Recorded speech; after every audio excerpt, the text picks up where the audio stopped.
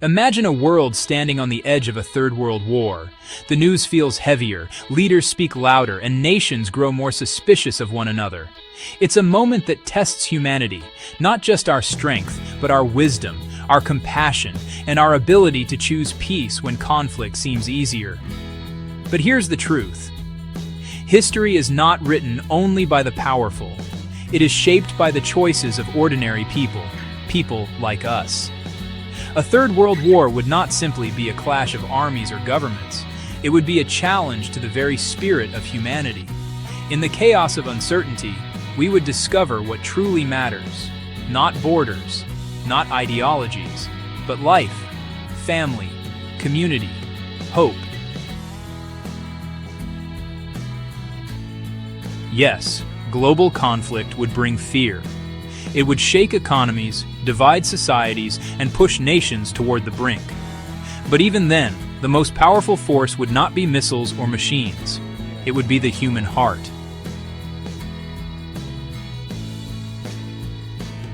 Because in every war we've ever faced, there have always been people who stood up for peace. People who chose understanding over anger, dialogue over violence, and cooperation over destruction.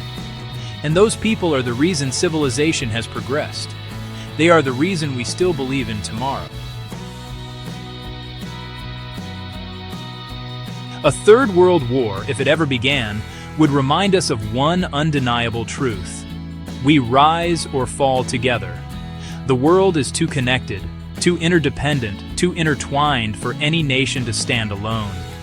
The path forward would require unity, neighbors helping neighbors, countries building bridges instead of walls, leaders listening instead of shouting. And maybe that is the real message behind the fear of such a war. It's a warning, yes, but also an opportunity. A moment for humanity to step back and say, "We have been here before, and we choose not to repeat our mistakes." The greatest victories are not the battles we win, but the battles we prevent. The strongest societies are not those with the most powerful weapons, but those with the most powerful values: respect, dignity, and peace. So if the world trembles on the edge of conflict, let it also rise with the determination to avoid it. Let nations remember that peace is not weakness. It is courage. It is leadership. It is the legacy we owe to the next generation. And in the end, the future is not fixed. It is shaped every day by the choices we make together. If World War III is humanity's greatest fear, then peace must become humanity's greatest mission.